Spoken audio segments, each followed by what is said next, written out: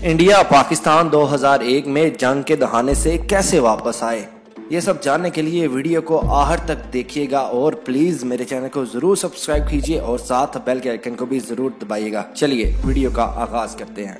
कहा जा रहा है कि सन 1971 की पाकिस्तान इंडिया जंग के बाद ये पहली मर्तबा हुआ है कि दोनों ममालिक में से कोई एक दूसरे की फजाई हदूद के अंदर दाखिल हुआ है। मौजूदा हालात में जोहरी हथियारों से लैस इन दोनों ममालिक के लिए अब चैलेंज ये है कि हालात काबू से बाहर होने से पहले कशीदगी को कम कैसे किया जाए। ताहम ये पहली बार नहीं कि दोनों मुल्कों के दरमियान ये नौबत आई हो। दोनों ममालिक कश्मीर को अपना हिस्सा मानते हैं और इस मसले पे 1947 के बाद से 4 जंगें भी लड़ चुके हैं। सन 2001 में भी दोनों हमसायों के दरमियान नौबत जंग तक आ पहुंची थी, लेकिन भी फौजें वापस बुला ली गईं और कशीदगी में कमी हो गई। माजी के चंद अहम वाक़यात के तनाजुर में हमने ये जानने के लिए उस वक्त हालात इतने कशीदा कैसे हुए, फौजियों की सरहदों से वापसी क्यों कर मुमकिन हुई, मौजूदा कशीदगी की वजूहात और इसमें कमी कैसे मुमकिन हो सकती है, पाकिस्तान के साबिका वजीर हारजा खुर्शीद महमूद कसूरी से बात की। खुर्शीद कसूरी के बकौल जब वह वजीर हारजा बने तो इस वक्त 10 लाख फौजी सरहद पर आंखों में आंखें डाले खड़े थे।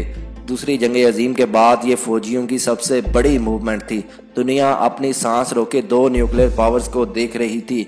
11 महीने तक दोनों मुल्कों की फौजें आमने सामने खड़ी रहीं। उस वक्त हालात कशीदगी तक कैसे पहुंचे तो उन्होंने बताया कि 13 दिसंबर 2001 को इंडिया की पार्लियामेंट पर जो हमला हुआ था, इसके रद्द-ए-अमल में वो इस नतीजे पर पहुंचे कि पाकिस्तान ने करवाया है, लेकिन इस हमले में पाकिस्तान के मुलव्वस होने के कोई सबूत नहीं दिए गए और ना ही ये किसी तरह साबित हुआ। उस वक्त पाकिस्तान और इंडिया के दरमियान कशीदगी बढ़ने की वजह भी यही बनी। खुर्शीद कसूरी कहते हैं कि 11 महीने तक फौजें आमने सामने रहीं।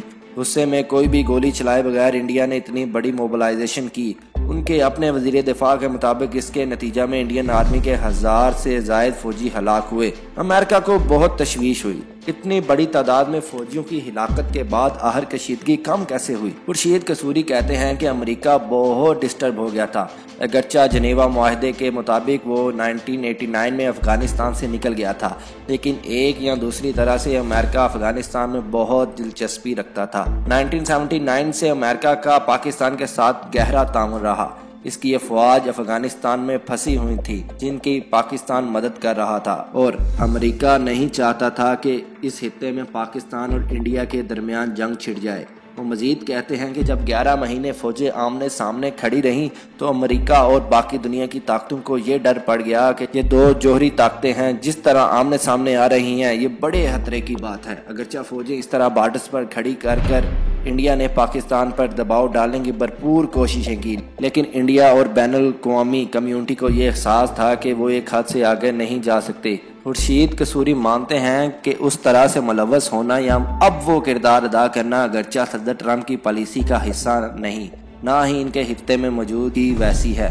ताहम उनका कहना था कि उस वक्त के जहनी हालात के बरक्स आज अमेरिका आइसोलेशन और विड्रॉल यानी तन्हाई और एहराज की तरफ जा रहा है। उन दिनों में ऐसा नहीं था, लेकिन चूंकि पाकिस्तान ने अफगान तालिबान और अमेरिका को एक मेज पर लाने में मदद की है तो इस वक्त यकीनन अमेरिका की दिलचस्पी इस मसले के हल में है। कारगिल की जंग से आगरा से मर तक। सन 1999 में कारगिल जंग के दौरान सैकड़ों इंडियन फौजियों की हिलाकत के बाद हालात इतने कैसे बदल गए कि महज 2 साल बाद उस वक्त के इंडियन वजीर आजम पाकिस्तान के चीफ एग्जीक्यूटिव जनरल मुशर्रफ से आगरा में मुज़ाकरात पर रजामंद हो गए। इस सरबराही इजलास की वजूहात बताते हुए खुर्शीद कसूरी कहते हैं कि उस वक्त पाकिस्तान और इंडिया दोनों ममालिक की मौशियत तेजी से बढ़ रही थी, लेकिन जब एक स्टेज पर अमेरिका और बरतानिया की हुकूमतों ने एक ट्रैवल एडवाइजरी जारी की जिसमें कहा गया कि ये दोनों जोहरी ताकतें हैं, इनके दरमियान कशीदगी बढ़ रही है और हम अपने शहरियों को इन इलाकों में जाने का मशवरा नहीं देते, तो इसी बुनियाद पर करोड़ों डॉलर सिर्फ एक हफ्ते में इंडिया से निकल गए और इस रकम का 6वां या 7वां हिस्सा पाकिस्तान से भी निकल गया। इन हालात में federation of Indian commerce and industry ने इंडियन गवर्नमेंट से डी एस्केलेशन का मुतालबा करते हुए कहा कि इससे मुल्क की मईशत को बहुत नुकसान हो रहा है। खुर्शीद कसूरी के मुताबिक दोनों मुल्कों की तारीख में पहली बार मुतवसत तबके की मईशत ने कशीदगी कम करने के लिए एक किरदार अदा किया और वो अपने अपने ममालिक में हुकूमतों पर जोर डाला कि हमें इस हिस्से में अमन चाहिए। मौजूदा हालात का जिम्मेदार कौन है? खुर्शीद कसूरी कहते हैं कि इस दफ़ा पाकिस्तान ने ये शुरू नहीं किया, पाकिस्तान और इंडिया के दरमियान कशीदगी की तारीख बताते हुए वो कहते हैं कि इंडिया बहुत अरसे से एक बड़ी ताकत के तौर पर अपनी अपोजिशन बनाने की कोशिश कर रहा है, लेकिन चूंकि वो मसला कश्मीर नहीं हल कर रहा तो पाकिस्तान के साथ इसकी जारहाना पॉलिसी है, तो ये किरदार अदा नहीं कर पा रहा। जब तक कि वो पाकिस्तान से निमट ना ले या मसला कश्मीर ना हल कर ले, इंडिया में बहुत से लोगों को अंदाज़ा हो गया है कि ये पॉलिसी कारआमद नहीं है। लेकिन वजीर आज़म मोदी के सर पर इलेक्शन सवार है और गुजरात से इनकी यही पॉलिसी रही है कि जितनी हिंदू मुसलमान और इंडिया पाकिस्तान दुश्मनी होगी उतनी आसानी से अपना वोट हासिल कर लेंगे। जैसे अमेरिका के सदर ट्रम्प कोशिश करते हैं कि चाहे सारी दुनिया उनको बुरा भला कहती रहे लेकिन उनका वोटर उनकी बात सुनता है, तो मोदी साहब का भी यही ख्याल है कि इस किस्म के बयानात से वो आने वाले इलेक्शन में अपने वोट पुख्ता कर सकते हैं। खुर्शीद कसूरी का ख्याल है कि इंडिया ने वज़ीर आज़म इमरान खान की तकरीर के बाद लाइन ऑफ कंट्रोल अबूर करके और फ़िज़ाई हमला करके एक नई तरह का खतरा मोल लिया है।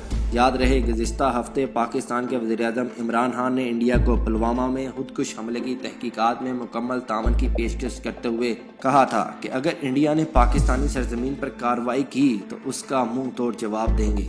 कशीदगी कम कैसे की जाए, इस हवाले से खुर्शीद कसूरी का कहना था कि दोनों मुमालिक के पास जोहरी हथियार हैं, इनके दरमियान अगर जंग हुई तो इनसे दोनों मुल्कों और खित्ते का नहीं बल्कि पूरी दुनिया का नुकसान होगा। मेरे ख्याल में यही वक्त है कि बैनुल अक़वामी कम्युनिटी इस मसले का हल में दिलचस्पी ले और सिक्योरिटी कौंसिल अक़वाम मुत्तहिदा के चार्टर में जो इसकी जिम्मेदारियां दर्ज हैं उन्हें अदा करे, वरना इसके नताइज का सामना सारी दुनिया को करना पड़ेगा।